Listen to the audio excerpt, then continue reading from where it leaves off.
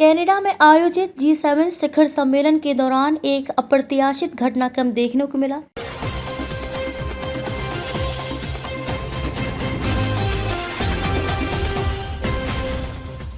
नमस्कार, मैं हूं शालिनी और आप देख रहे हैं MS न्यूज 24 देश की आवाज। आइए बढ़ते हैं आज की बड़ी खबर की ओर।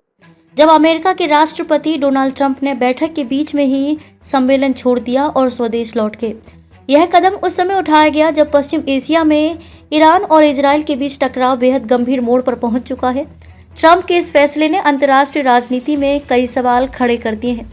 प्रधानमंत्री नरेंद्र मोदी भी इस बार सम्मेलन में शामिल होने कनाडा पहुंचे हैं, लेकिन ट्रंप की जल्दबाजी में हुई वापसी के चलते दोनों नेताओं के बीच किसी भी तरह की द्विपक्षीय वार्ता नहीं हो सकी। ट्रंप पीएम मोदी के कनाडा पहुंचने से पहले ही अमेरिका रवाना हो गए।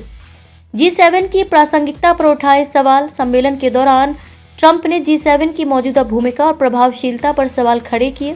उन्होंने कहा कि 2014 में रूस को समूह से बाहर करने का निर्णय गलत था और यही कदम वैश्विक स्थिरता में गिरावट का कारण बना।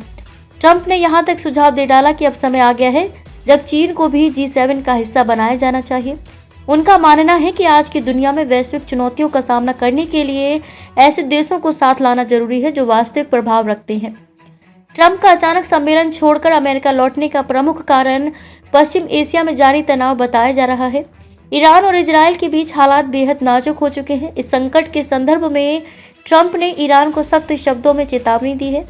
उन्होंने कहा कि तेहरान को अपनी परमाणु महत्वाकांक्षाओं को तुरंत छोड़ना होगा, नहीं तो इसके परिणाम बहुत गंभीर हो सकते हैं। ट्रंप ने अपने ट्रुथ सोशल अकाउंट पर पोस्ट करते हुए लिखा, ईरान को अपनी परमाणु योजना पर रोक लगानी होगी वरना बहुत देर हो जाएगी।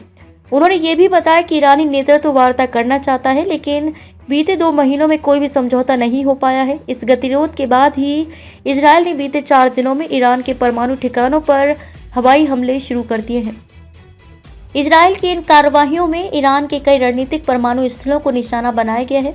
हालांकि अभी भी एक महत्वपूर्ण ठिकाना फोर्डो यूरेनियम संवर्धन केंद्र हमलों से सुरक्षित बचा हुआ है। यह ठिकाना जमीन के काफी नीचे स्थित है और इसे नष्ट करने के लिए अत्यंत शक्तिशाली बम की आवश्यकता होगी। विशेषज्ञों के अनुसार इस केंद्र को तबाह करने के लिए अमेरिका के पास मौजूद 30,000 पाउंड वजनी GBU-57 मासिव ऑर्डिनेंस पेनिट्रेटर बम की जरूरत पड़ सकती है, जिसे सिर्फ B-2 स्टील्थ बॉम्बर के माध्यम से गिराया जा सकता है, क्योंकि इजराइल के पास ये विमान नहीं है। ऐसे में इस हमले को अंजाम देना इजराइल के लिए एक बड़ी चुनौती बना हुआ है। प्रधानमंत्री मोदी के G7 समिट में भाग लेने की पुष्टि पहले ही हो चुकी थी, लेकिन डोनाल्ड ट्रंप की अचानक वापसी के चलते दोनों नेताओं के बीच प्रस्तावित बातचीत नहीं हो सकी। जानकारों के मुताबिक यह बैठक भारत अमेरिका के रणनीतिक रिश्तों के लिहाज से अहम मानी जा रही थी। डोनाल्ड ट्रंप की इस अनपेक्षित वापसी और ईरान इजराइल टकराव पर उनके तीखे रुख ने ये स्पष्ट कर दिया है कि अमेरिका और पश्चिम एशिया में उभरते संकट को लेकर और अधिक आक्रामक रुख अपनाने के मूड में है। आगामी दिनों में ये देखना दिलचस्प होगा कि अमेरिका इस क्षेत्र में किस तरह की रणनीतिक कार्यवाही करता है और वैश्विक राजनीति पर इसका क्या प्रभाव पड़ता है।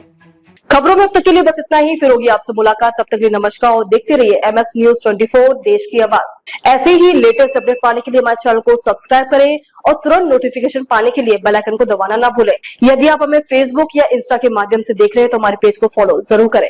धन्यवाद।